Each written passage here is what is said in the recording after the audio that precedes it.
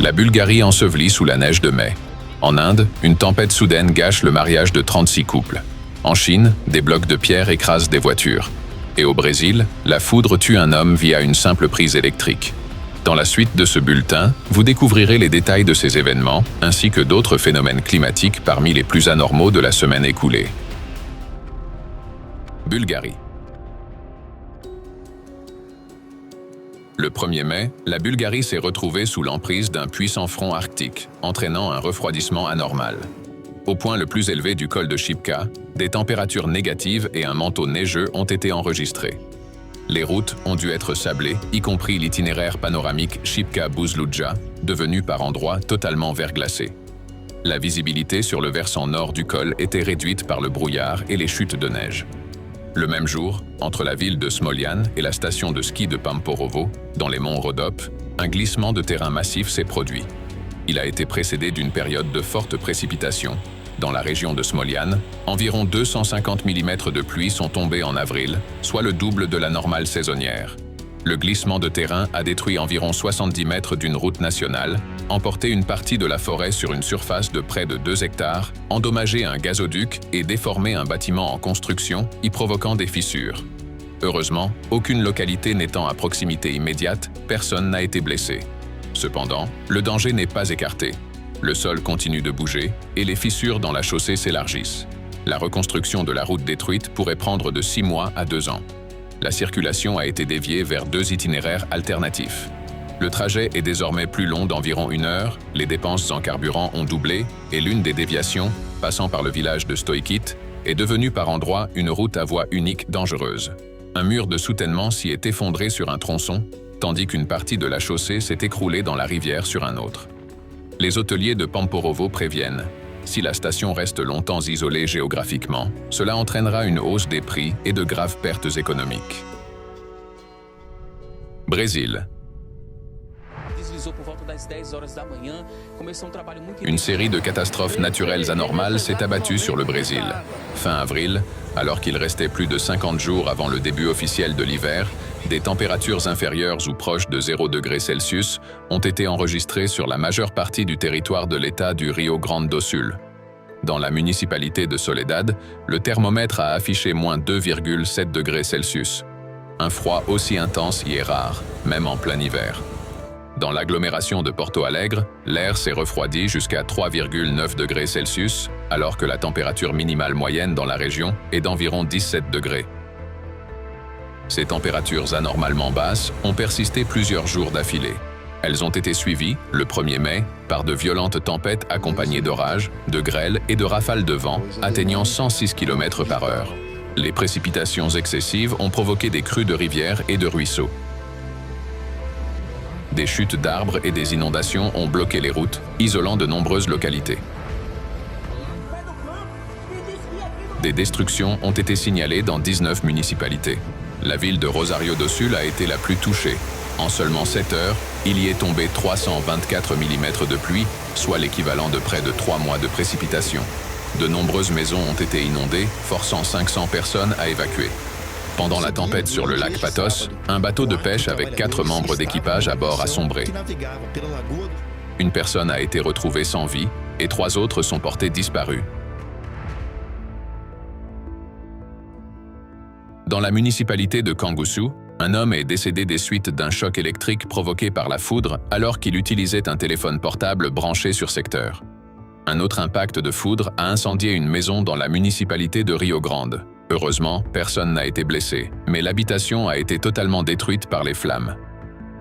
Dans l'état de Santa Catarina, les tempêtes ont également laissé des traces de destruction dans plusieurs régions, particulièrement dans les zones montagneuses et l'ouest de l'état. À San Joaquim, les pluies torrentielles et les vents violents ont abattu des arbres, endommagé des bâtiments, des terres agricoles et des infrastructures. Les autorités n'excluent pas qu'une micro-rafale ou une tornade soit à l'origine de tels dégâts. Dans l'état de Pernambuco, l'état d'urgence a été déclaré dans 27 municipalités suite aux pluies diluviennes. Plus de 9500 personnes ont dû quitter leur domicile. À Olinda, où 184 mm de pluie sont tombés, un glissement de terrain a coûté la vie à une mère et son bébé de 6 mois, ensevelis sous les décombres. Un autre glissement de terrain meurtrier a frappé une maison à Recife, la capitale de l'État, emportant 3 autres vies, dont celle de 2 jeunes enfants. La situation est également critique dans l'État de Paraíba. À Santa Rita, le niveau de la rivière a monté de plus de 7 mètres, isolant des localités du monde extérieur. À Rio Tinto, la rivière est sortie de son lit, inondant environ 600 habitations. À Inga, un pont s'est partiellement effondré, paralysant l'accès au centre de secours local. Parallèlement, un affaissement de terrain s'est formé sur la route PB032 à Pedras de Fogo. Environ 1800 familles de l'État se retrouvent sans abri et les infrastructures sont lourdement endommagées. Dans la municipalité de Guarabira, 2 hommes sont morts électrocutés alors qu'ils préparaient une course de rue pour la fête du travail. Au total, depuis le 1er mai, les intempéries ont coûté la vie à au moins 10 personnes à travers le pays. Chine. Le soir du 28 avril, dans le district de Fengshan, préfecture de Hechi, province du Guangxi, une partie d'un versant s'est soudainement effondrée. Des rochers massifs ont chuté d'une hauteur d'environ 135 mètres, endommageant la route, des voitures et des bâtiments riverains. Plusieurs véhicules ont été écrasés ou déformés au point d'être méconnaissables. À la suite de cette chute de pierre, une mère et son enfant qui passaient par là ont été blessés et immédiatement hospitalisés. Le propriétaire d'un atelier de réparation automobile situé près du lieu de l'éboulement a raconté avoir d'abord entendu un bruit semblable au tonnerre, avant de voir les pierres dévaler quelques secondes plus tard. Il a eu le temps de faire sortir sa femme et son fils de 6 ans par la porte arrière. L'impact a été tel que les blocs de pierre ont plié les colonnes de la façade et ont roulé à l'intérieur du local. Un autre témoin s'est souvenu qu'un camion garé devant son atelier a été projeté dans le magasin voisin, tandis que le minibus familial a été littéralement aplati. L'ampleur de l'éboulement est considérable. Le volume total de roches effondrées est estimé à environ 1000 mètres cubes. Au total, 6 maisons, 18 voitures et les infrastructures routières ont été endommagées. La route a été fermée et 130 personnes ont été évacuées d'urgence de la zone de danger. Selon les données préliminaires, ce sont des pluies torrentielles prolongées qui ont fragilisé le massif rocheux, provoquant la chute de pierres. Vietnam. Le 26 avril, alors que la saison des pluies n'avait pas encore commencé, plusieurs provinces du Vietnam ont été frappées par de violentes tempêtes avec des pluies diluviennes, des orages, de la grêle et des vents violents. Les intempéries ont arraché des toitures, déraciné des arbres et endommagé des lignes électriques. Environ 490 habitations ont été touchées, ainsi que des écoles, des jardins d'enfants et des bâtiments administratifs. L'agriculture a subi des pertes importantes. Plus de 3400 hectares de riz, de maïs et de cultures maraîchères ont été détruits. Des plantations d'acacias ont également été endommagées. Le 28 avril, dans la commune de Nam Xuan, province de Thanh Hoa, une tragédie s'est produite. Une puissante rafale a détruit une maison sur pilotis où se trouvait un couple de personnes âgées et leur petit-fils de 13 ans. Le garçon, qui dormait déjà, s'est retrouvé sous les décombres. Malheureusement, il n'a pas pu être sauvé.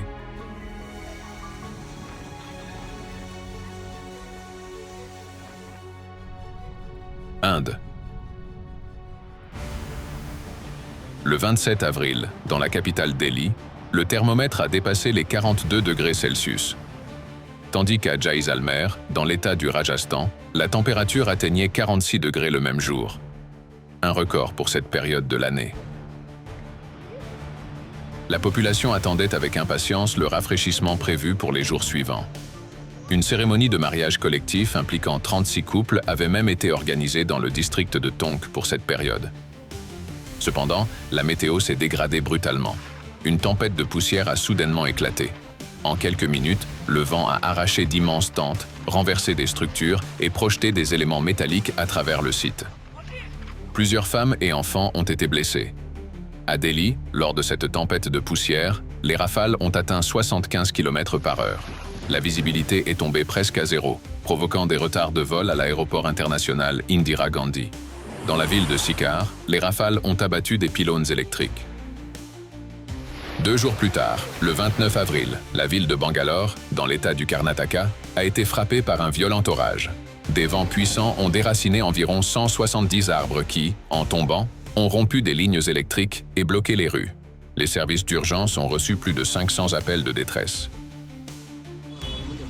Une chute de grêle intense s'est abattue sur la ville. La température a chuté brusquement à 18 degrés Celsius, bien en dessous des normales climatiques. De nombreuses rues des quartiers centraux de Bangalore ont été recouvertes d'une couche de glace blanche. Les habitants affirment n'avoir jamais vu une telle quantité de grêle auparavant. L'orage a été accompagné d'une pluie record. En 24 heures, 110 mm de précipitations sont tombées sur la ville, faisant de cette journée la plus pluvieuse jamais enregistrée en avril. La tempête a également causé de lourds dommages aux commerces locaux. Dans une librairie, l'eau a inondé les locaux et détruit environ 5000 livres. Dans les zones basses, les inondations ont perturbé les transports et les services municipaux.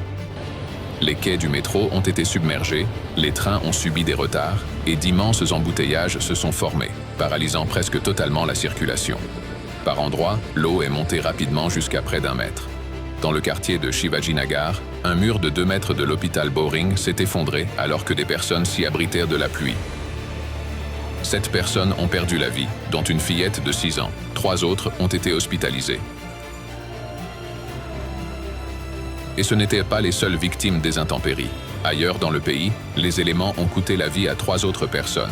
2 ont été mortellement électrocutées et une autre a été ensevelie lors de l'effondrement d'une maison. Pakistan. Le 27 avril, la province du Sindh et les régions environnantes ont été balayées par de violents orages accompagnés de pluies torrentielles et de vents tourbillonnants. Dans la ville de Jafarabad et ses environs, l'ouragan a détruit des maisons, des toits et des panneaux solaires, blessant 9 personnes, dont 3 grièvement hospitalisées.